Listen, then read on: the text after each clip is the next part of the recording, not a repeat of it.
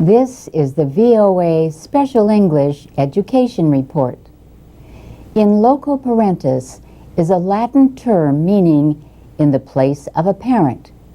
It describes when someone else accepts responsibility to act in the interests of a child. The idea developed long ago in British common law to define the responsibility of teachers toward their students. For years, American courts upheld in loco parentis in cases such as Gott versus Berea College in 1913. Gott owned a restaurant off campus. Berea College threatened to expel students who ate at places not owned by the school. The Kentucky High Court decided that in loco parentis justified that rule. In loco parentis meant that male and female college students usually had to live in separate buildings. Women had to be back at their dorms by 10 or 11 on school nights. But in the 1960s, students began to protest rules and restrictions like these. At the same time, courts began to support students who were being punished for political and social dissent. In 1960, Alabama State College expelled 6 students who took part in a civil rights demonstration. They sued the school and won. After that, it became harder and harder to defend in loco parentis.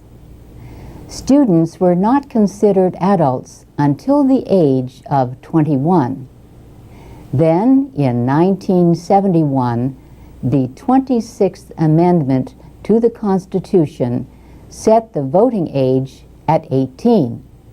So, in loco parentis no longer really applied. Slowly, colleges began to treat students not as children, but as adults. Students came to be seen as consumers of educational services.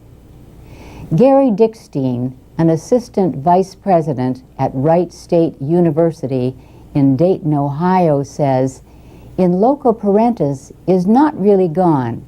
It just looks different."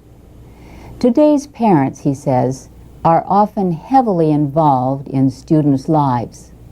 They are known as helicopter parents. They always seem to hover over their children. Gary Dickstein says these parents are likely to question decisions, especially about safety issues and grades. They want to make sure their financial investment is not being wasted.